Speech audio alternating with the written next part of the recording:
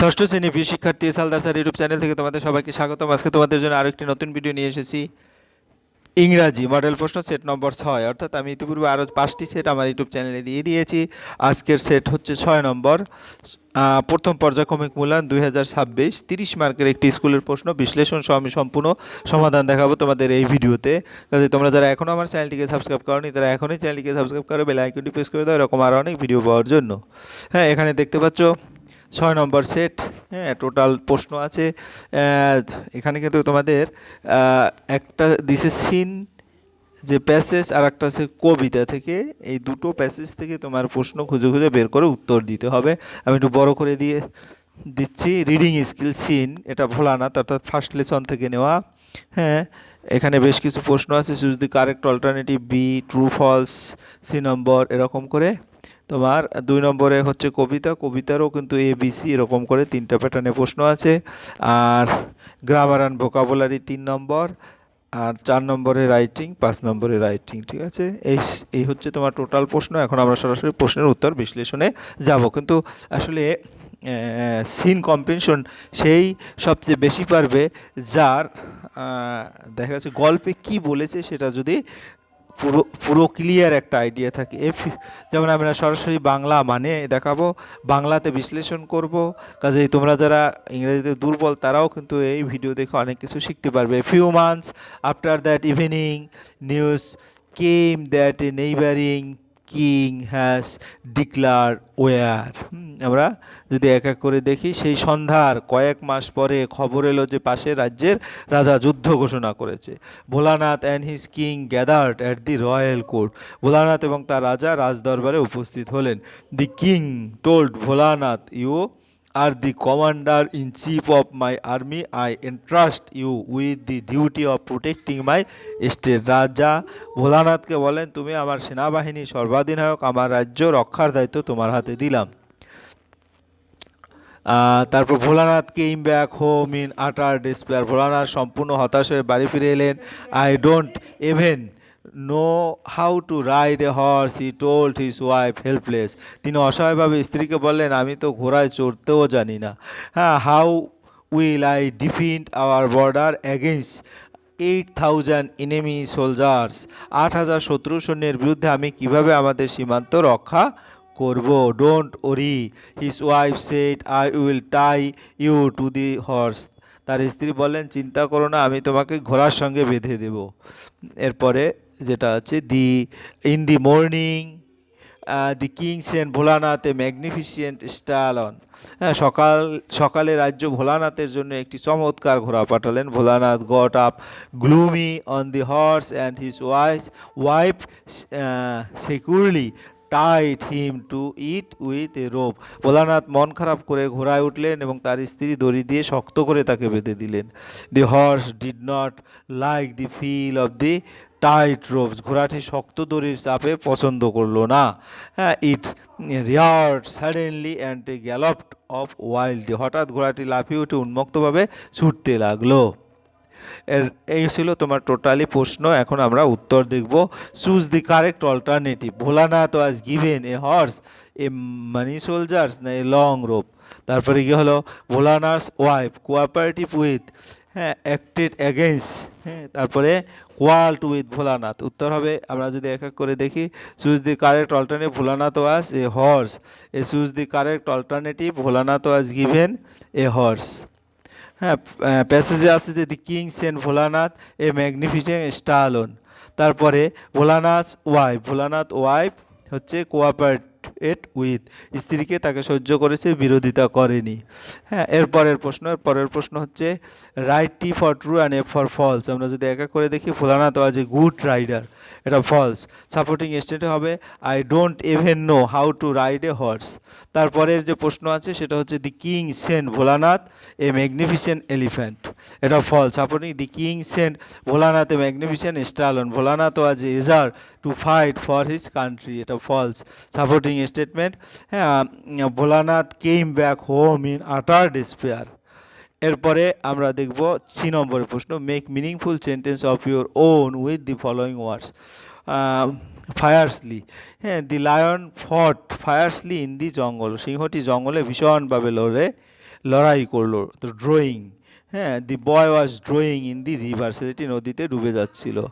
এরপরে আমরা 2 নম্বর দেখব, read the following poem carefully and answer the question given below. Boat sail on the river and ships sail on the seas, but clouds that sail across the sky are prettier than this.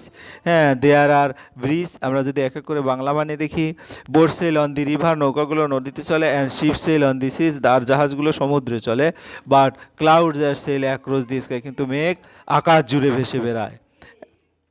তারপরে আর প্রেটিয়ার the this, এগুলি নৌকা জাহাজের থেকে সুন্দর। There are bridge on the rivers, নদীর উপরে সেতু আছে। As pretty as you please, যত সুন্দর হোক না কেন। But the bow that bridge haven, কিন্তু যে ধনুক আকাশে জোরে। হ্যাঁ, এরপরে and over top the trees, আর গাছের থেকে উঁচু। And builds a road from earth to sky, আর পৃথিবী থেকে আকাশ পর্যন্ত রাস্তা বানায়। Is prettier far than this, সেটাই সব থেকে সুন্দর। এখানে রেইনবো রংধনু বোঝানো হয়েছে। এরপরে আমরা চলে যাব নম্বর প্রশ্নে, choose the correct answer. 2 type of water ভিকেল mention in the poem. হ্যাঁ, তাই 2 টাইপ অফ ওয়াটার ভিকেল আমরা যদি দেখি, এখানে 2 ধরনের ওয়াটার ভিকেল বলছে, ships and boat. Choose the correct alternative, আমরা কবিতায় বলা হয়েছে বোটস এবং শিপের কথা। এরপরের the bow that builds a road from earth to sky is actually a rainbow, পরের প্রশ্ন যাব, answer the following question is in complete sentence. Who wrote the above mention poem? Christina Rossetti wrote the above mention poem, বা কবিতাটি লিখেছেন Christina Rossetti. What is the prettiest object as mention in the poem? The rainbow is the prettiest object as mention in the poem, কবিতায় বলা হয়েছে রামধনুই সবচেয়ে সুন্দর। এরপরে what is the prettiest object as mention in the poem? Write T for true and F for false. Cloud sail across the river, এটা false, কারণ মেঘ আকাশে ভাসে, নদীতে নয়। The rainbow is prettier than boats, ship and clouds. হ্যাঁ, এটা true. এরপর আমরা চলে যাব grammar and vocabulary, do as directed. এখানে টোটাল আছে 8টি প্রশ্ন, 8 mark. Write the abstract noun of dark, ডার্কের abstract noun কী হবে? ডার্কনেস, অন্ধকার। Right the abstract noun of dark, আমরা যদি একটু ভালো করে দেখি, ডার্ক মানে অ্যাডজেক্টিভ বিশেষণ, অ্যাডজেক্টিভ থেকে অ্যাবস্ট্রাক্ট নাউন ডার্কনেস, উত্তর হবে ডার্কনেস। এরপরে যদি আমরা দেখি, I bought A dash of grapes from the market, bunch of, হ্যাঁ, অর্থাৎ এ বাঞ্চ অফ গ্রেপস। হ্যাঁ, বাঞ্চ অফ গ্রেপস মানে গুচ্ছ, মানে আঙুরের গুচ্ছ, এই কারণে বাঞ্চ অফ গ্রেপস। তো কারেক্ট কালেকটিভ নাউন হচ্ছে বাঞ্চ অফ গ্রেপস। এর পরের প্রশ্ন হচ্ছে, দি ডোর ড্যাশ বি ওপেন, দি ডোর, হ্যাঁ, দি ডোর ওয়াজ ওপেন্ড, অর্থাৎ এখানে তোমার পেসিভ ভয়েস হয়েছে, এখানে ওয়াজ ওপেন্ড। এরপরের প্রশ্ন তোমার কি হলো, make a meaningful sentence with the word adventure. অ্যাডভেঞ্চারের একটা মিনিংফুল সেন্টেন্স যদি বলি, we enjoyed a great adventure in the forest, আমরা জঙ্গলে একটি দারুণ অভিযান উপভোগ করেছিলাম। মেক এ মিনিংফুল সেন্টেন্স, যেটা বলে দিলাম। এরপরের প্রশ্ন, he is known for his brave. হ্যাঁ, এই ব্রেভি, অর্থাৎ এখানে নাউন হচ্ছে brave, he is known for his ব্রেভি।